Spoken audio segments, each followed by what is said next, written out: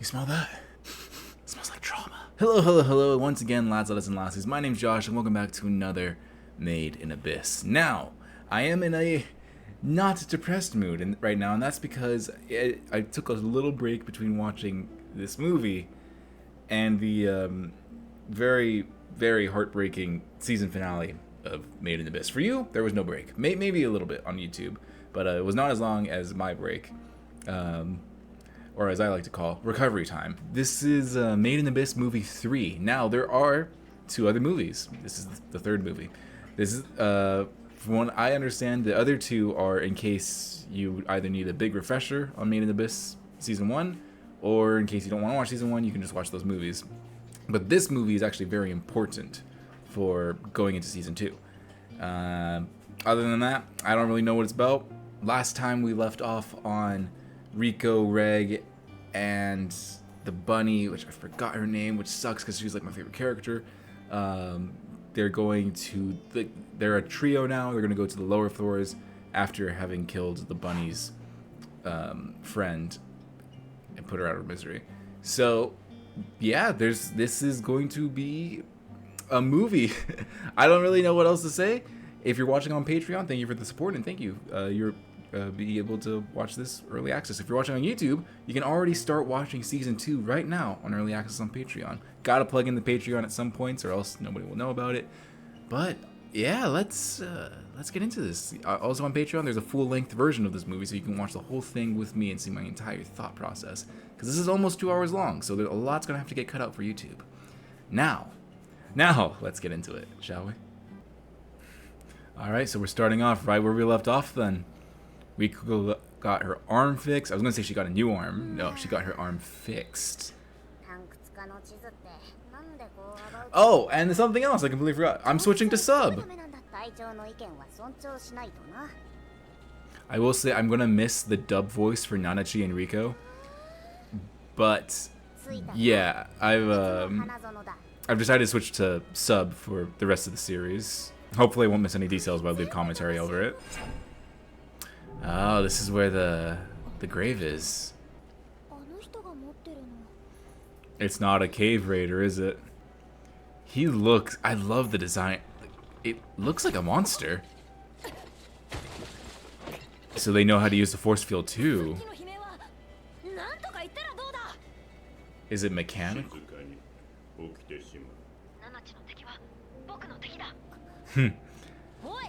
True friendship. Don't touch it, Rico!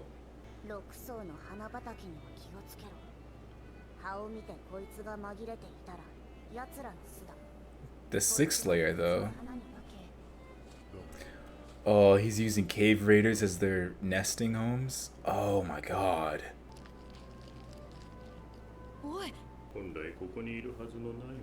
Okay, so they're a parasite, not a parasite. Oh yeah, parasite, but invading species. Alright. He's an exterminator.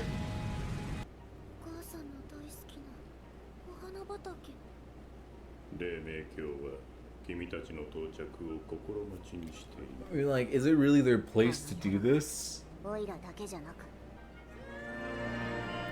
that's a cool title sequence. Okay, music goes so hard. Okay, that's the Sea of Corpses, right? Yeah, okay. Now they're in the 5th layer. No, I'm good. I'm good, mate. Yeah, I don't think I would trust the water of the abyss. If look, oh,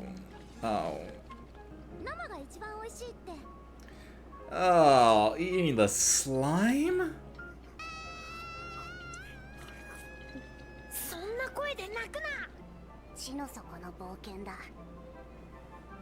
I wonder what would happen if Nanachi, like, she went to the 6th floor now and she went back up. Like, is she still affected by the curse? I know she can see the patterns, but since she's already like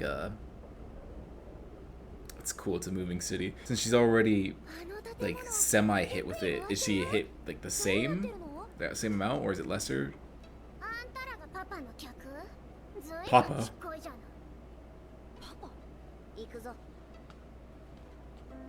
Is this in a literal sense of terminology, or... Oh, is it him? Oh, it's a lot of them. Oh yeah, it's him. I love his visor. It's the squad!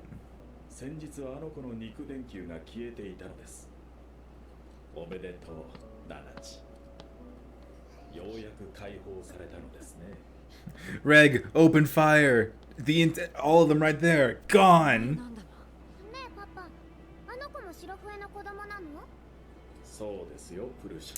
They know.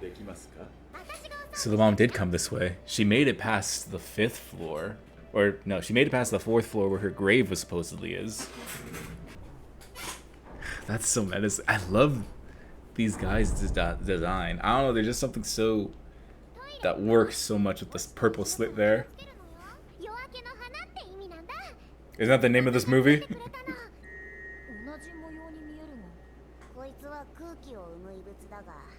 Really? Oh.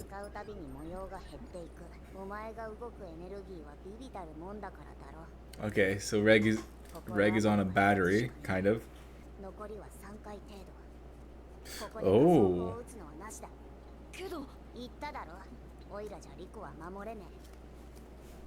It's like Deku, he has got 3 punches left in him.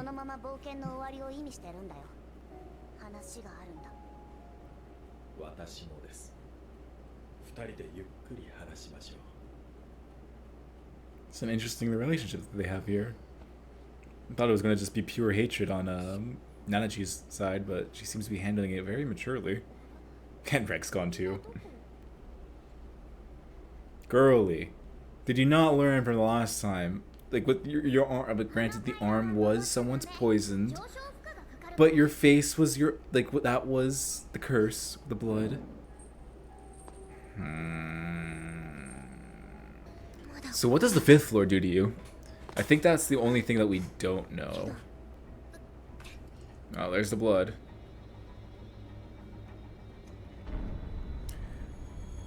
Oh, decay.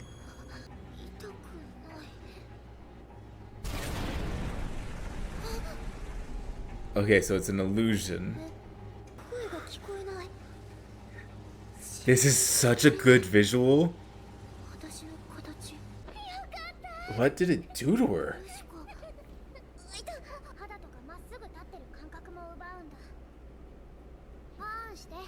So it takes away your sense of...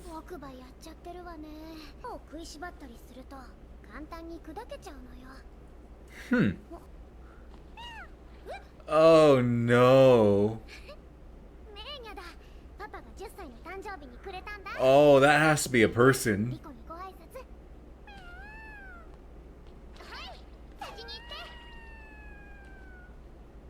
That has gotta be a person.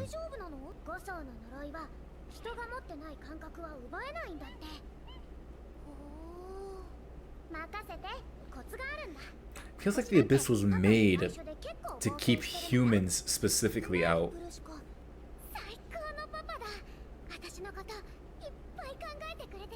Who's gonna tell her? Who's gonna tell her?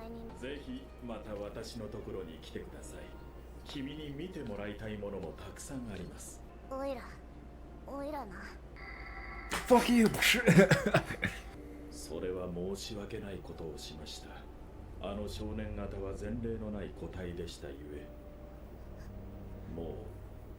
He already took him?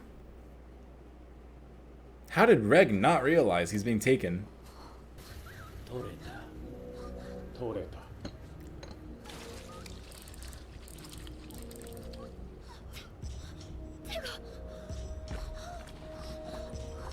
What?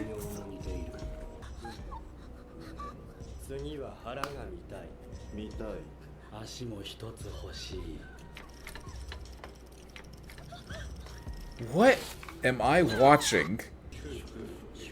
These things have to be mechanical, right? Like, not, like, maybe cyborgs?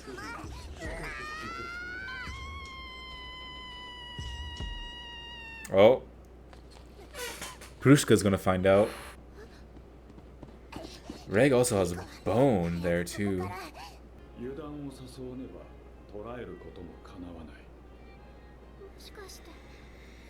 Okay, so she did find out.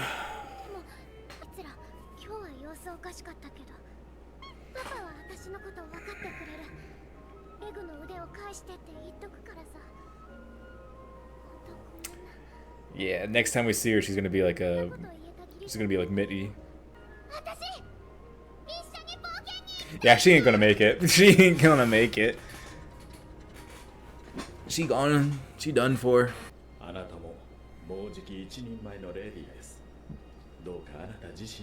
don't like the way he said you're almost a fully fledged lady. I feel like he's like waiting for her to turn mature enough so he can just like throw her down the 6th floor. Damn! Oh my god! Damn!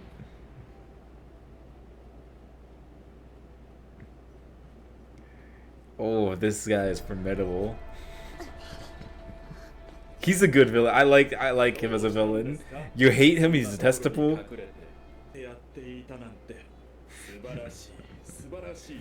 I like that, like, he's just a scientist. He's got that presence too. Ooh.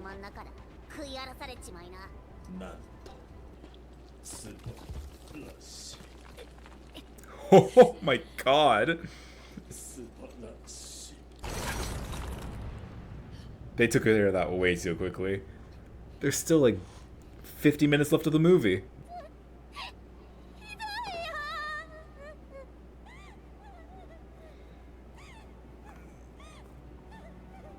That's tough. It's too easy though. Oh! Oh, oh no! Oh.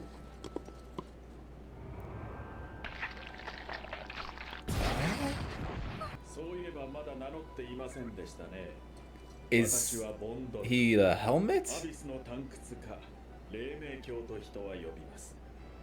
Oh, yeah, that's the title of the movie.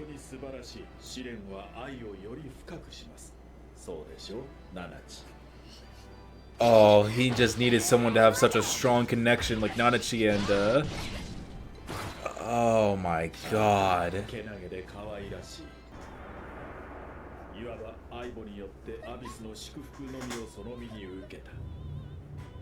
And now he's gonna do the same thing to his daughter. Oh my god.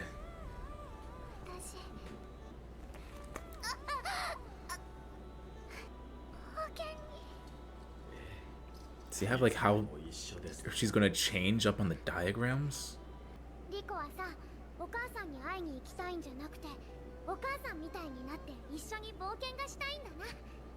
It's kind of funny, the mom left so like Riko would make her own choices and not be influenced by her, but leaving was what influenced her to become just like her mom. Odd a bit, Aid. I wonder if Reg is gonna end up being like a whistle.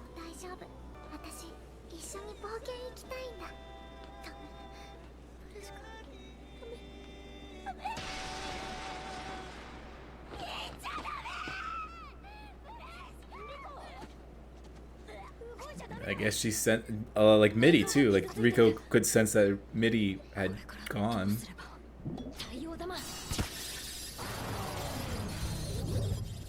Man, if the abyss was terrifying on land, it's just a whole new nightmare underwater.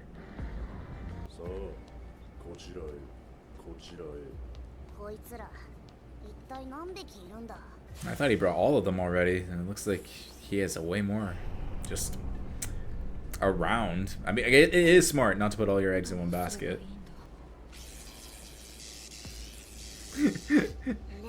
I love how confused the henchman is, like, what do I do?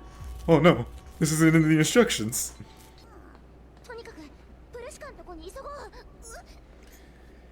You're not gonna find Prushka the same way that she used to be. Ooh, symbols. Oh no. Is that the experimentation room?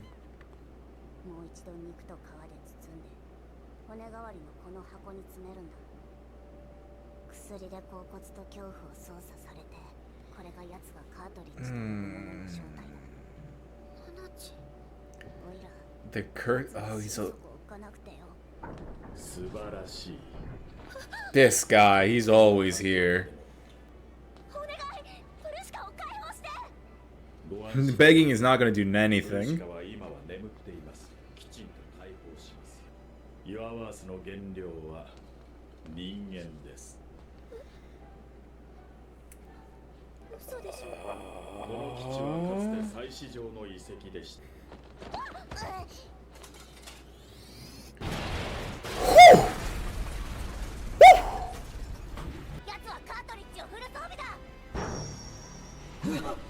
It does.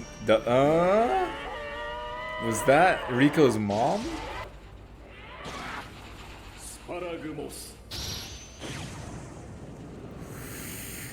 Oh. Oh. That's what I did not. When they said it was the size of a room, I thought it was going to be mechanical, not a flower.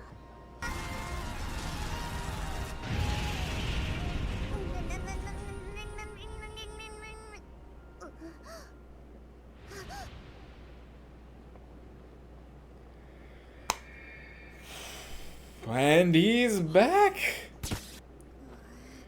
That was intense. But what happened? A whole bunch of someones were inside of me. Oh boy, here come the squishy kids.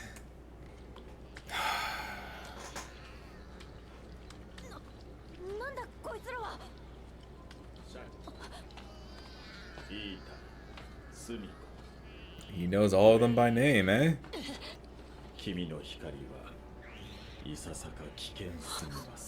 This guy's so menacing.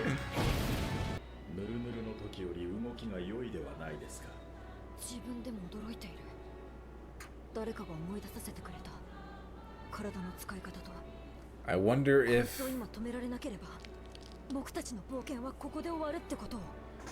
if Rico's mom is somewhere in there.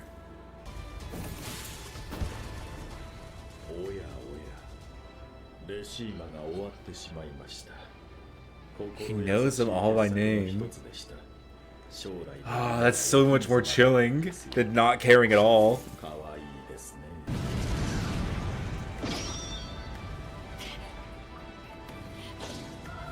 Animation is going off for this sequence.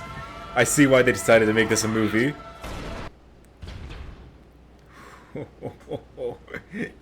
He's so cool.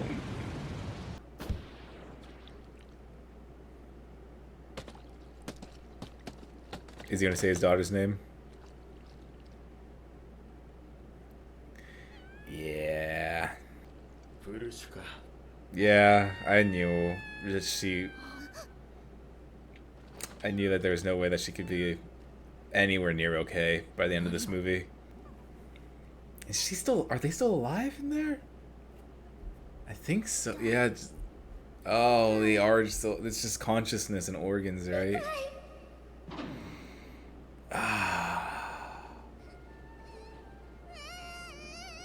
Was this a...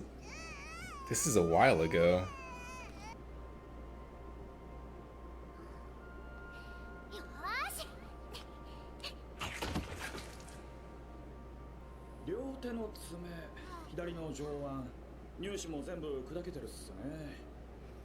Oh. And this is now.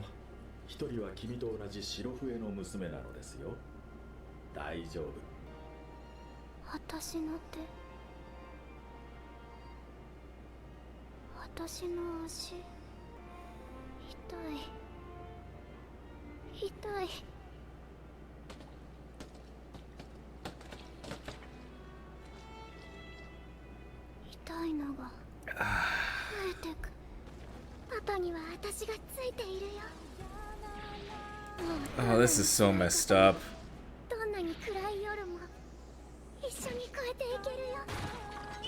Oh.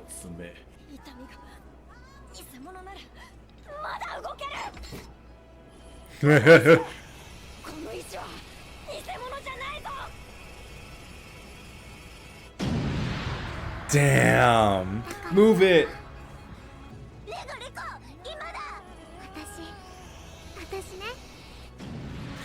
His other arm.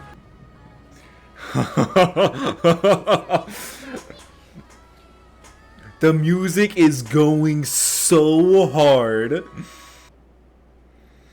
Gotta make sure. I don't even know if that guy's dead at this point. This guy. This guy.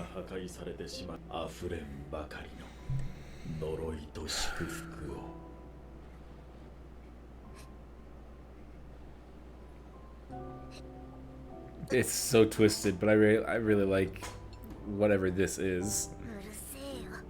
Yeah.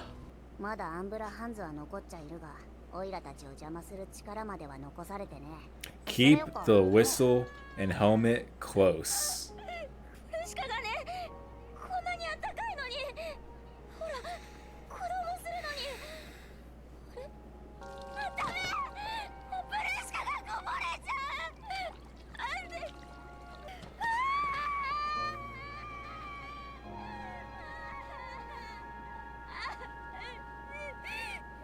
This is wrong.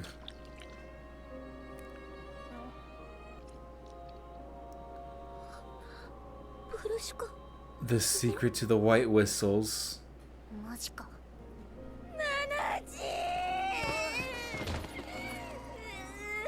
So Riko's whistle is a heart, shaped kind of, because Riko has the biggest heart of anyone. Damn. Oh. You guys let him. Now why?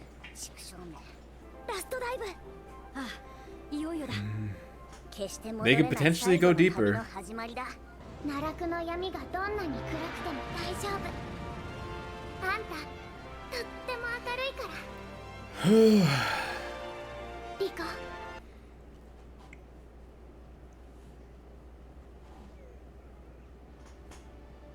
Alright, what is a Made in Abyss episode or movie without some child torture? Well, that was way more insane than I thought it would be.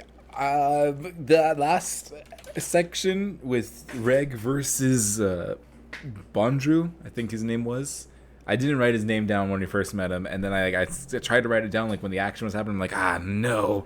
So, but that last segment was insane. I don't tend to think of Made in Abyss for its action sequences, more like the mystery, the drama, the lore, and all that. But oh my gosh, that I understand why this was a movie now instead of the typical show budget. But yeah, we've gotten more dark lore of the Abyss, and the whistles are now super interesting. So the whistles are sacrifices. They're people. And their whole thing is that they have to be willing to undergo the sacrifice. I actually went back to re-listen to what they said around 1 hour and 7 minutes, or actually 1 hour and 8 minutes. Without the firm resolve to sacrifice everything for the user. So the whistle has to know, the person has to know that they're going to become a whistle, I think, or just maybe in general, I would die for you. They have to know that they would become that, or that they would just the bond is so strong, and then they would become the whistle, which is why only the person that the whistle was made for works for that person, because they chose to die and sacrifice themselves for that person, not like some guy that picks it off like a corpse or anything. But also this same concept is, I believe, what Nanachi is thinking is what saved her from the curse. Like, what was it?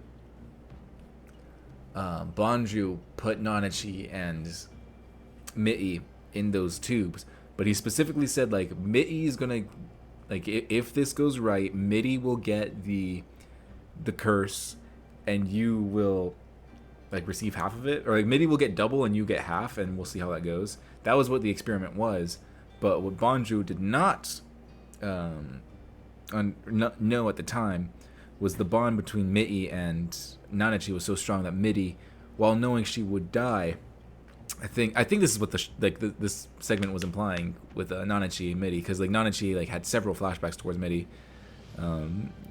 during this last chunk of the movie.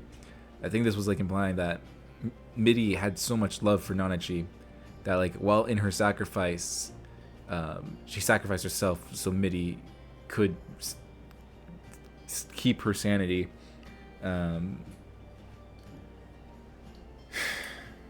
Man, I got so excited when Nanachi said, "Oh, he's got equipment to ward off curses." I was like, "Oh, awesome! Let's steal that. We could use that equipment, steal it, and boom, we got a way to get back up." No, we're not. We're definitely not using that. I don't know how he was doing it. I think he was drinking them from his back. Like, he had a backpack on, and he had several of those children inside of the backpack.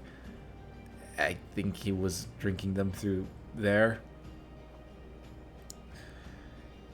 The operation, when I said there's no way Prushka was getting out of this okay, I thought she was gonna I thought at worst she would turn into what Mitty turned into. At worst, that was what I thought was the worst thing that could happen. No, I think the suitcase was definitely worse. That was terrible, because you're conscious in there. I think it, like, you can contest how conscious you are as the mindless blob. I think there's, like, you can go like, all right, like, yeah, you're still alive and you're in agony, but are you conscious of the fact that you are in agony? Because like Nanachi said, like, those, like, all her cries of pain or anything like happiness, it's all just instinct. At least that's what Nanachi sums it up to be. Like, Mitty is not making any conscious decisions as the blob. So, like, it's terrible. It's awful. Horrendous existence. But, like, I don't think you know that you're living that existence. But with the briefcase, especially the way this guy did it, like, you watch yourself get amputated, the surgery, that your skin, your organs, you watch it all go. And then you get reduced to a briefcase that this guy is not gentle with. He chucks it around. Your fluids are just dropping everywhere. And then you know what's going on. I swear to God, I don't know what else the series can do to make children suffer more. The author of this series must hate kids. Oh my God, the amount of suffering that we see. I don't know what's next. I don't know how you make it worse from here. I guess that's what season 2 is about, but this was such a eye-opening movie into the lore. It really makes me wonder, what did Rico's mom sacrifice, or who sacrificed themselves for Rico's mom's thing? Like, everyone, like Ozen's, White Whistle, Rico's mom's.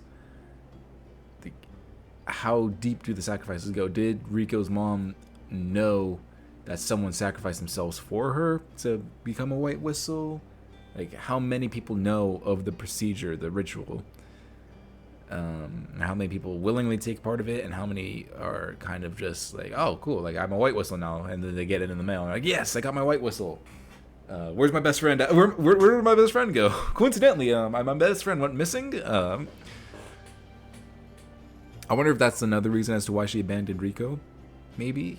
No, she already had her white whistle at that time. I was gonna say, was she trying to protect her? But if we're taking it at face value, which I think we are supposed to, she left Rico because she didn't want to influence Rico's life decisions.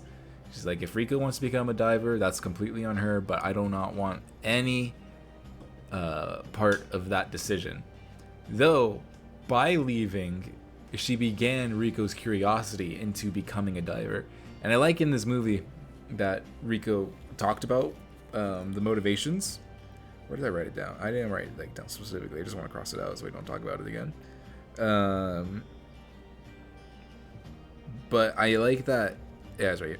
She's not doing it for her mom anymore. It was at first. I don't know like how long it's been. I think it's been a while, like since before season 1, or since before she stepped into the abyss. But at first, it was all because of her mom. That's why she wanted to go into the abyss. Because like that's where her mom went. That's like the final resting place. But as like the fascination with the abyss grew, because like she was researching everything. She's like, all right, but before I go find my mom, I'm gonna learn everything about the abyss, so I don't go in unprepared.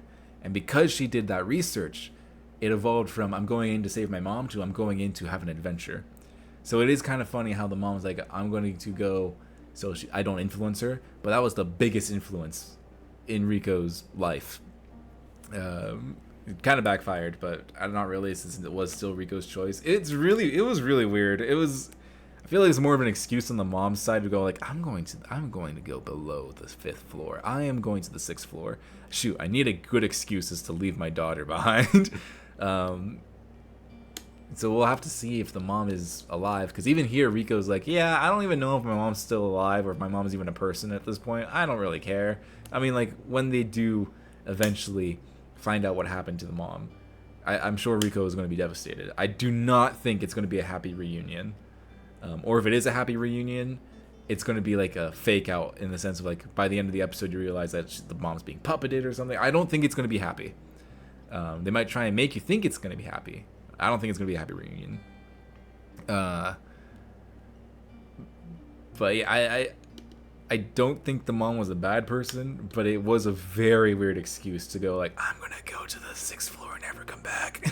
I'm getting some exquisite milk.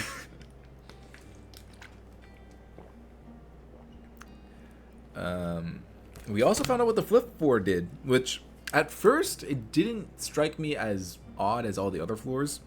Like it felt like a gradual like progression of how terrible it got. Floor 1 was dizziness. Shoot, I wrote it down. I forgot. Like I know it got worse. Like floor 4 was like, okay. So yeah, 1 was dizziness, 2 was headaches and nausea, 3 was hallucinations, and 4 was the bleeding, and 5 is the pain. Their pain and balance are taken away from you. Which I was like, well, that's weird, but I guess, yeah, if you remove your pain receptors and you're not used to living that way, yeah, you're just like what happened with Rico. She's like, oh, it hurts so much. She gritted her teeth so hard she chipped it, which I just thought she was starting to decay. It was a very interesting. I really liked the visuals in that sequence. It was just, I was like, is she like decaying or what? The other thing was like the scratches. That was weird, because if it removes your pain receptors and your balance, why was she getting scratches when she was just standing there? I get maybe like it was just showing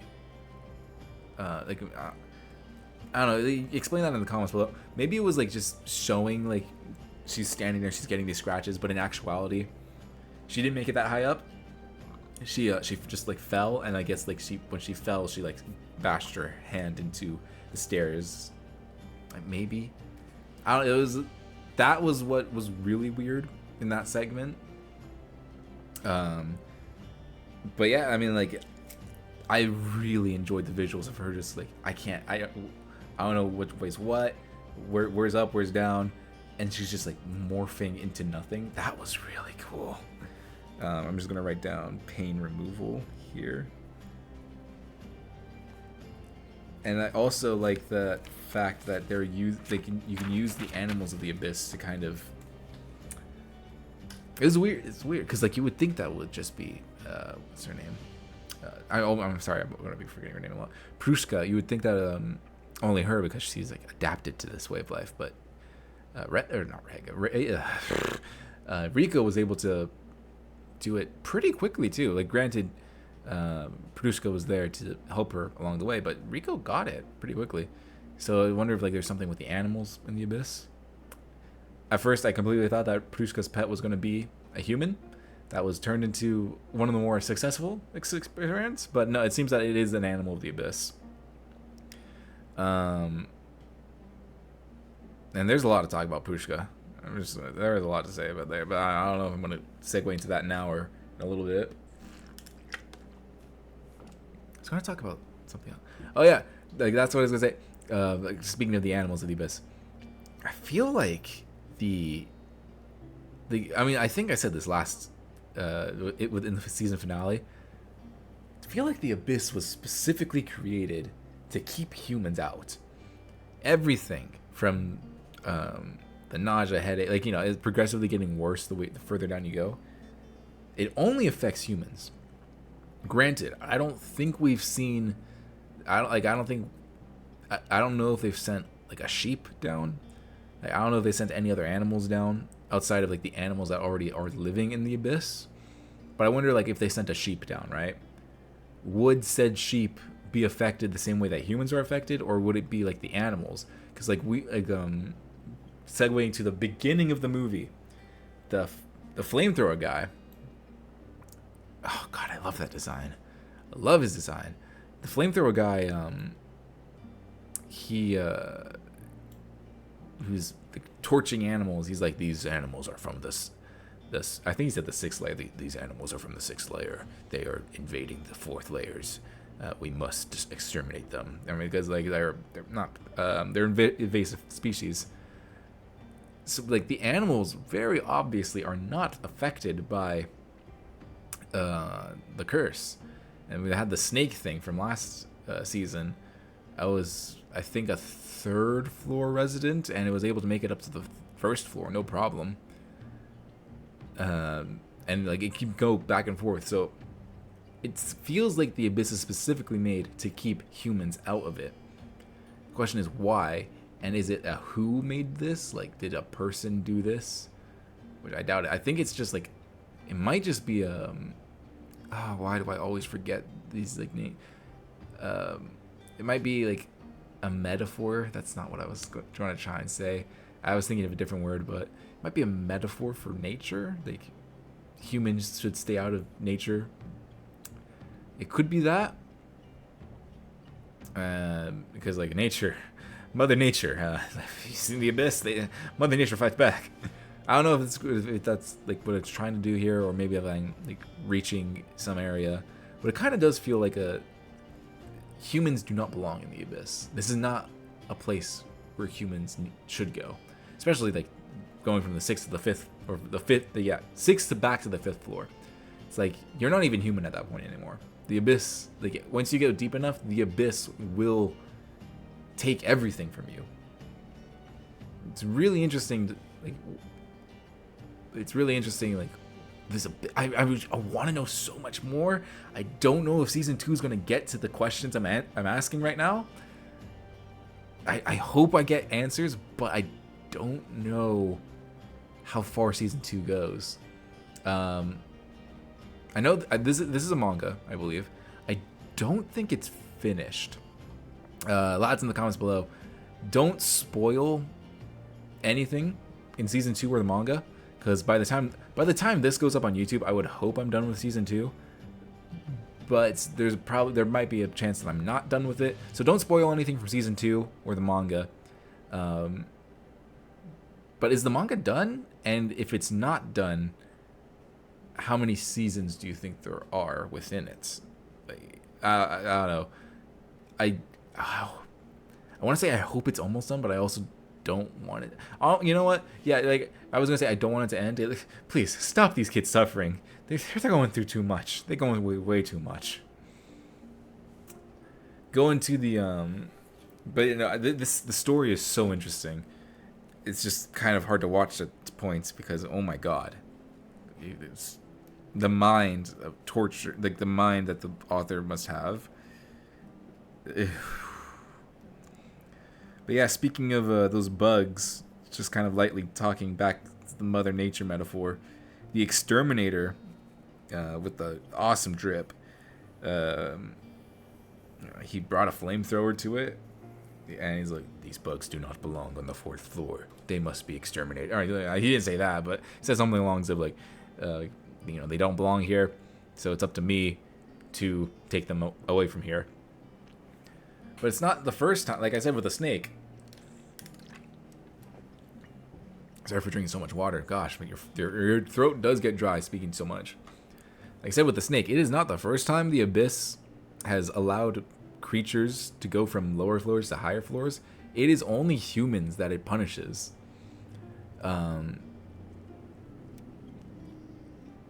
Which is actually kind of strange. Sorry, but I'm bouncing around. Like, my previous point was that it's keeping humans out. But actually, it's keeping humans in. It's interesting. It's not... It's punishing you for leaving. It's not punishing you for going inside. So maybe the nature metaphor doesn't work as much as I thought it would. But still, it's fascinating. Like, it's only designed to punish humans. Or that's what it seems so far. Anyway, it made it sound like this must be done. They must be purged.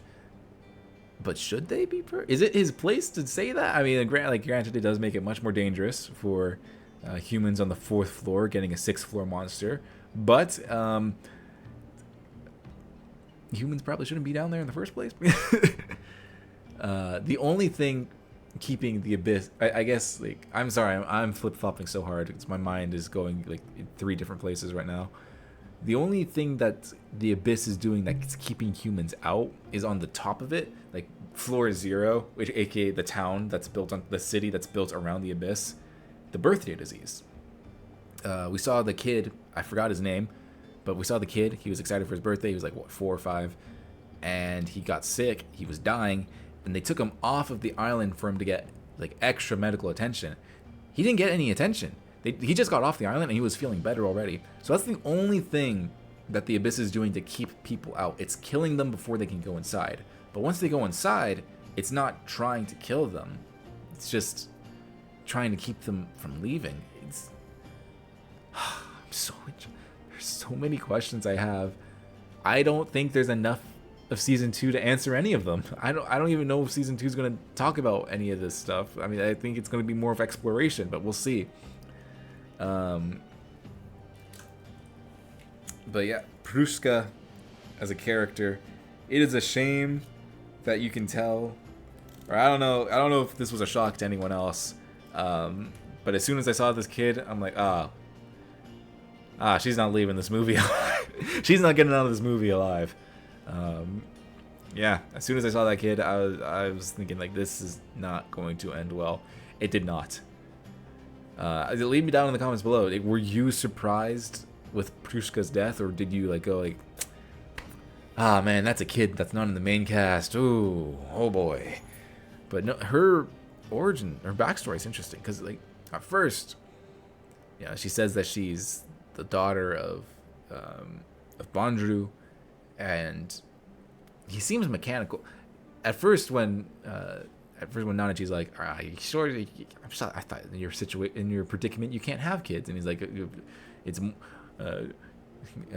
what is it? Family is more than just the bonds that tie us by blood or whatever." I thought he was mechanical, and he doesn't seem to be completely mechanical. There are parts of him that are mechanical and parts of him that aren't. But that's I understand what Nanachi was saying now, with the whole like swapping bodies and stuff. But she was part of a crash. Sorry for the mic. Let me try and go back. Ugh, that was disgusting. That was like nasty. Ugh. I know she's the daughter of an Umbra hand, but she was in the carrier crash. So she's the daughter of one of his hands, I guess. An Umbra hand is what they called them, right? So she's the daughter of one of the hands, and she was in the carrier crash. Whatever that means, it seems that, like, you know, they say like the curse has affected her. So I guess maybe she touched the 6th floor a little bit, or maybe she got a little too deep. But they were able to bring her back from the brink of insanity, at least, which was probably like one of his most like fascinating discoveries. Like, oh, I rehabilitated this girl. I brought her back from the brink of insanity. Like, she was far gone. I thought she was one of the experiments, like one of the kids, but no, it looks like it was an accident, maybe. And she's the daughter of one of his hands, which technically means it's his daughter. Oh, that's why he said the blood relation is weak, because while it's not technically his blood, it is technically his blood because every one of the hands are him. That was really cool. I'll get to that later. Super dark backstory, but also very interesting. What was a carrier crash? Was that season 1? Am I misremembering something, or is that like something off screen? And like, why was she there? I was not expecting to get more Prushka backstory. I kind of thought like what we got was going to be like enough, but seeing the backstory just makes me so much more interested in her. It makes me feel so much bad for her too. Like, this is just a curious kid who wants to see the world, see everything. And she, most of all, I think she just wants her father's love, and that love is not the kind of attention you want. I guess she got it. I don't know. This guy, I'll talk more about Bondrewd later. I love a good villain, and boy, that was delivered. But oh, I don't know if you heard that. Koda groaned, but yeah, I thought like what we got of her backstory was going to be enough, and then when that happened, I'm like, damn, I feel even worse now.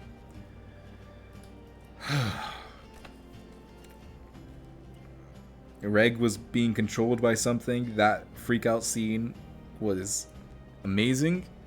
I actually wrote, I thought this was going to be important, but just like in My Hero Academia, the countdown, it doesn't matter. So that he had 3 incinerator shots left. He supercharged himself, and now he may have 10 after shooting off like 50 more.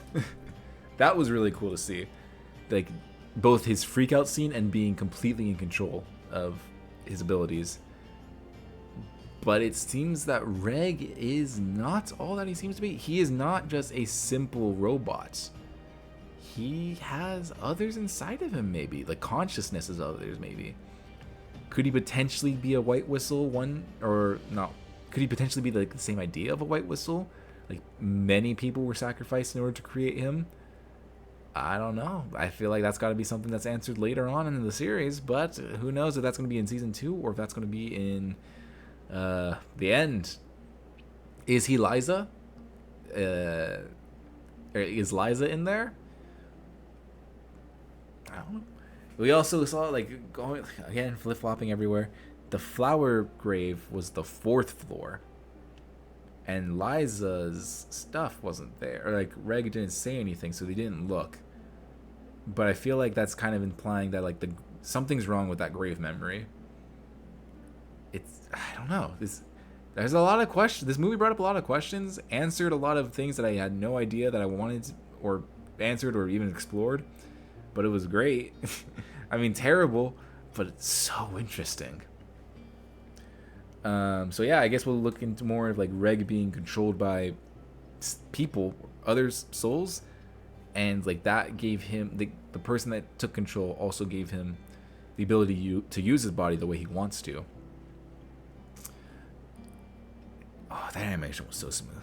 All right, getting to the big part of this movie, the villain, Bondrewd, who I thought was going to be like the season 2. Like, I thought he was going to span all of season 2.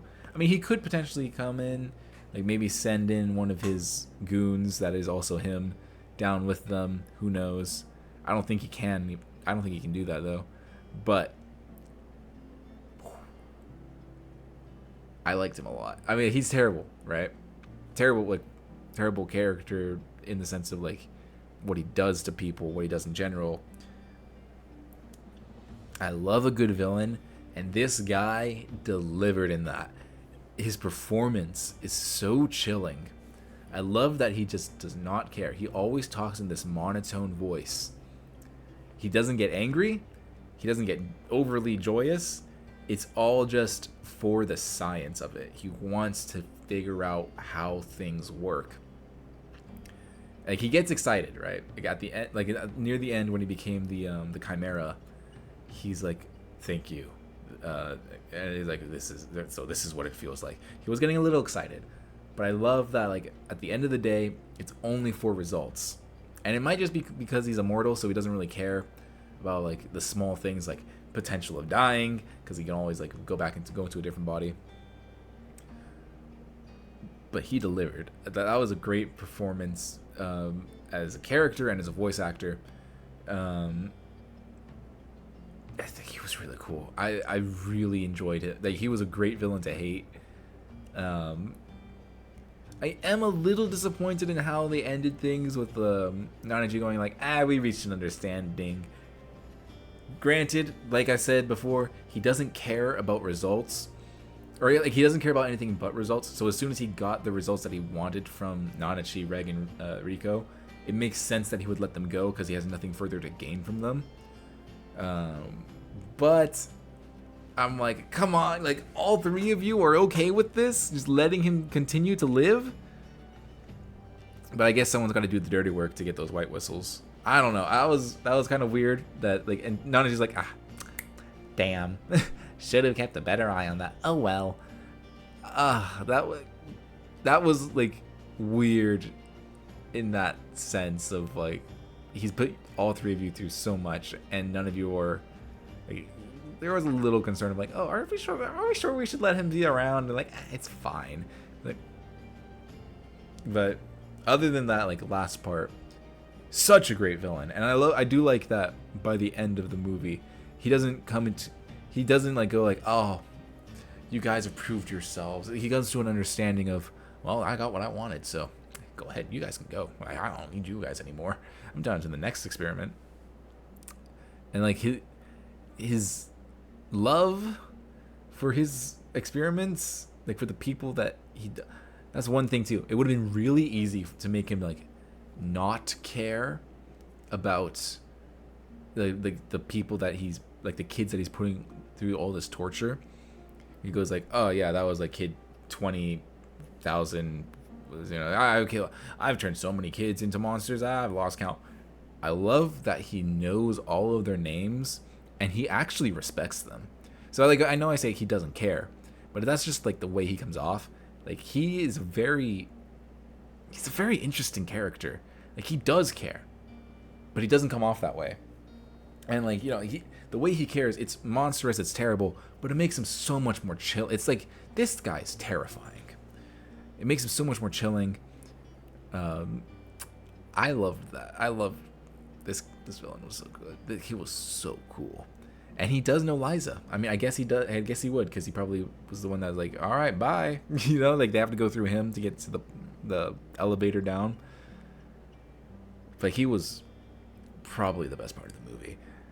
That, like, every time he was on screen, it was interesting, terrifying, and chilling. I think he's up like there with All for One in the sense of like the presence he has. It's like, oh shoot, like immediately you know.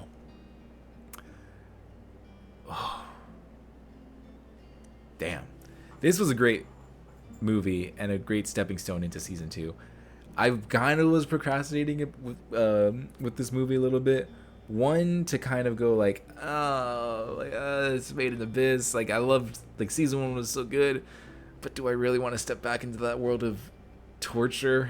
Like, season 1, like, those last 4 episodes, last 4 or 5, it was rough. It was a rough watch, and you can check out those reactions in the playlist. Like, those last batch of episodes, that was tough to get through, visually and emotionally. And this movie, it was rough in the sense of like, damn, that's cold. But I was not as emotionally or physically disgusted as I was with Rico's arm and Mitty's death. But this movie is like, all right, I think I've gotten to the point. I've become desensitized to the point where as long as we don't pull another Mitty, I think I'll be fine. And then, like, another reason I was procrastinating the movie too is, like, I don't know, maybe it's just me, like, I feel like I need to work myself up to watch a movie now. Unless I'm going to the theater, like, unless I'm getting that theater experience. Maybe because it's like you pay money. It's like, all right, I paid for this ticket, so like I have to enjoy it. And like maybe I think it's the setting, like the experience of like you're in this place with a whole bunch of other people. Theoretically, no one else should be on their phones. It's like for 2 hours, you have dedicated this time to enjoying like something that you paid for. And as long like hopefully there's not someone that just has their brightness all the way up on their phone, or a baby in the theater. If those two things are not in the theater, it is like the best experience.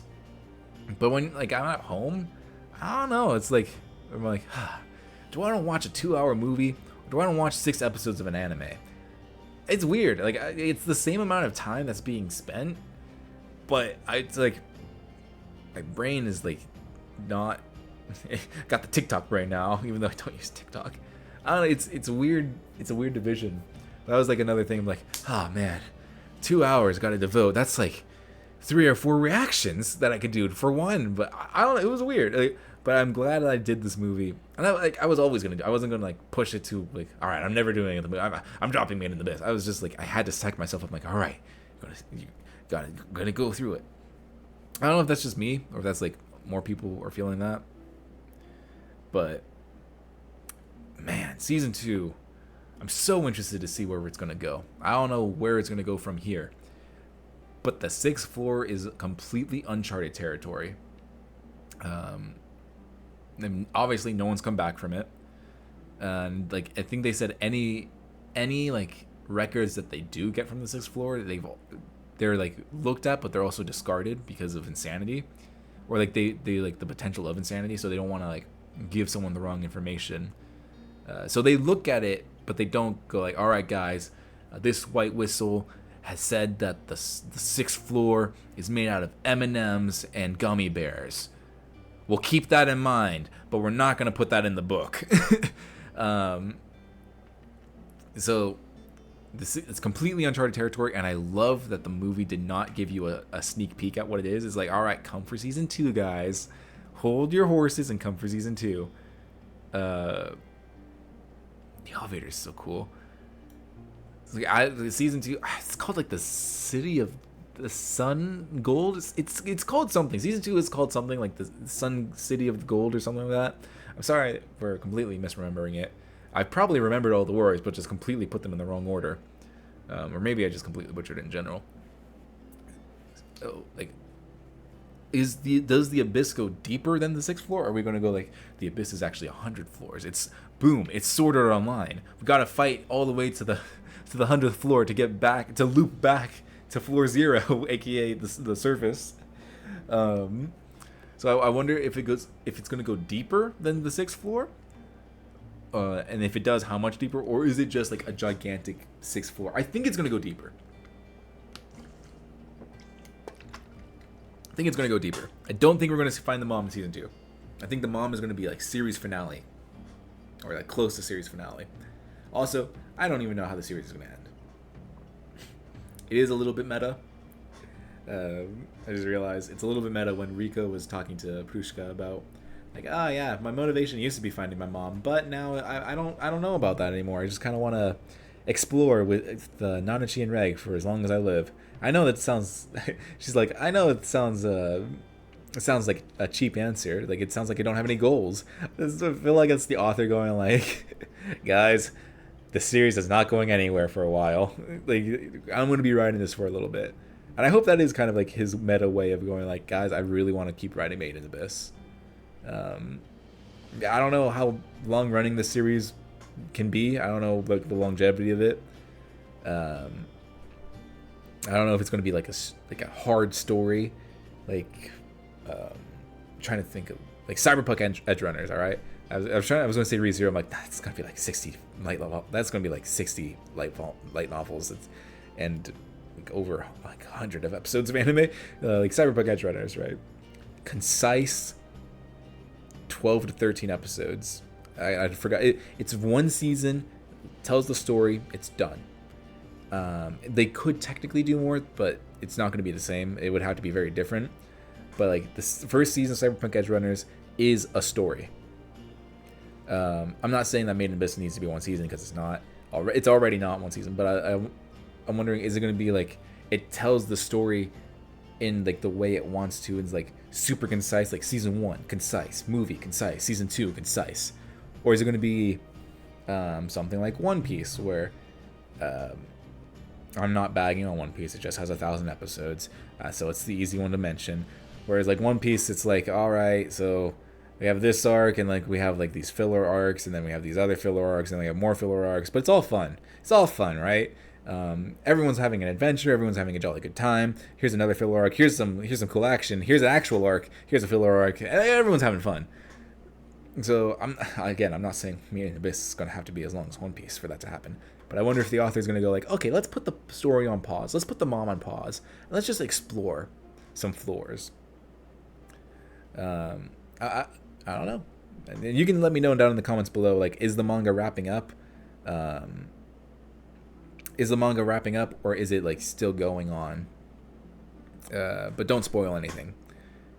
But yeah, lads and lassies, if you're watching on Patreon, then thank you very much for your patronage.